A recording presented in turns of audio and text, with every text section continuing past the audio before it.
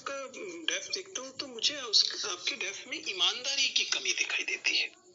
आपका डेफ ये समझाता है कि आप 13 साल की उम्र में आपका स्कूलिंग हो जाता है, मतलब आपकी हाई स्कूल हो जाता है, 15 साल में आप 12th कर लेते हैं, 18-19 साल होते होते आप नौकरी में पहुंच जाते हैं।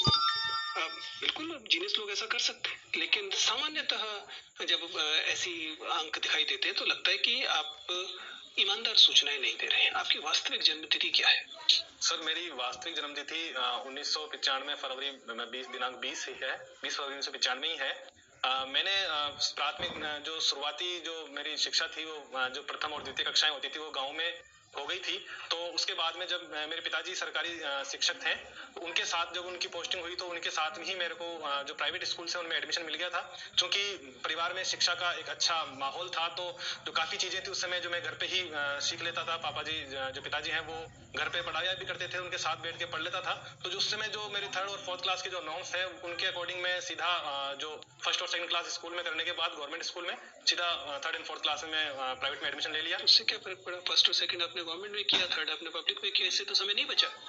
सर फिर आप ये 2 साल कहाँ से लाए अतिरिक्त? सर ऐसा नहीं है, जो जैसे अभी वर्तमान में जो उस समय जो प्राइवेट स्कूल्स का जो था कि पहले LKG पढ़ना था, फिर UKG पढ़ना, तो उसमें करीब 2 या 3 वर्ष जो है वो आपने 10 साल की शिक्षा 8 साल में कैसे पूरी की? मेरा सीधा सवाल है, और आप उसे बिना मतलब घुमा रहे हैं। जो 4th क्लास वो मैंने नहीं पढ़ी, 4th क्लास में सीधे 5th क्लास में जंप किया है, 3rd क्लास से सीधे जो मेरे इसी बेईमानी की बात मैं कर रहा हूँ। आपके पिता शिक्षक हैं, इसलिए वो प्रभाव डालकर आपको आगे क्लासों में ले गए।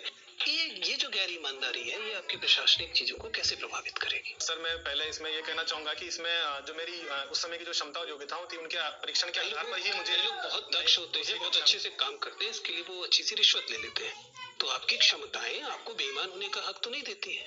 नहीं सर, मेरी क्षमता और योग्यताओं का सर मैं उपयोग प्रशासन में बेहतरी के लिए करूंगा सर। और जो मैं कुछ कम समय में जैसे उस मेरी उम्र के आधार पर उस समय मैंने जो कक्षाएं उत्तीर्ण की है, तो वो वैसी ही क्षमता योग्यताओं का जो प्रतिदर्श है मैं अपने प्रशासन में भी देने की कोशिश करूंगा। और इसके लिए काफी समय बाद जैसे हम देखते हैं खेलों जो खिलाड़ी होते हैं या पुलिस विभाग में आउट ऑफ टर्म प्रमोशंस भी मिलते हैं। तो हम अगर अपनी जो कार्य प्रणाली है और जो अपना प्रशासन का जो क्षेत्र है उसमें अगर बेहतर प्रदर्शन करते हैं तो हमें उसमें फायदा भी, सरकारी सेवा में फायदा मिलता है। तो वैसे ही मुझे स्कूली शिक्षा में भी फायदा मिला। आप लैब असिस्टेंट के रूप में काम कर रहे हैं, तो फिजिक्स लैब में है, मैथमेटिक्स लैब में? सर, मैं 2018 तक फिजिक्स लैब असिस्टेंट था फिजिक्स में। अच्छा, उसमें आपकी मुख्य भूमिका क्या थी?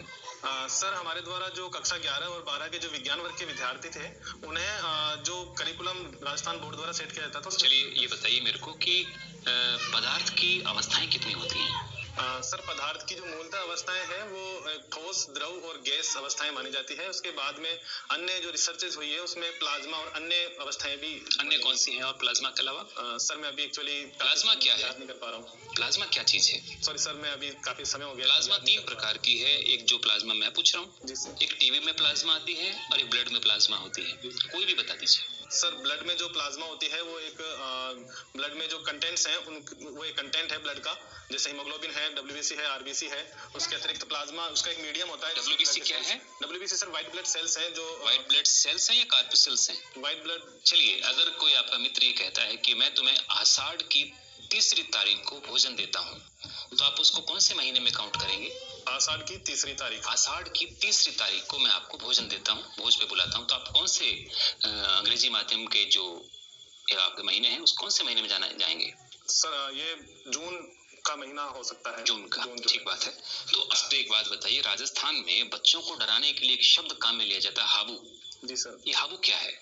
सर, राजस्थान में जो छोटे बच्चों को डराने के लिए हाबू एक बेसिकली। देखा कभी आपने हाबू? नहीं सर, ये तो बच्चों को एक मेंटली रूप। 2013 से कैसे नौकरी कर रहे हैं? 2014 में आपकी बीटेक हुई है। सर, एक्चुअली मैंने कंपटीशन एग्जाम की मैं उस समय से तैयारी कर रहा था। तो ठीक है, तो बीटेक आपने कैसे की? कॉलेज ने आपको विदाउट पेमेंट लीव पे रहा और मैंने जो परमिशन ली थी डिपार्टमेंट से, एजुकेशन डिपार्टमेंट से। मतलब आपने पहले ज्वाइन किया होगा तभी तो लीव? जी सर, हाँ, पहले मैंने ज्वाइन किया, उसके बाद में मेरा ग्रेजुएशन कंप्लीट करने के लिए। और कॉलेज ने आपको परमिशन दे दी ज्वाइन करने की? जी सर।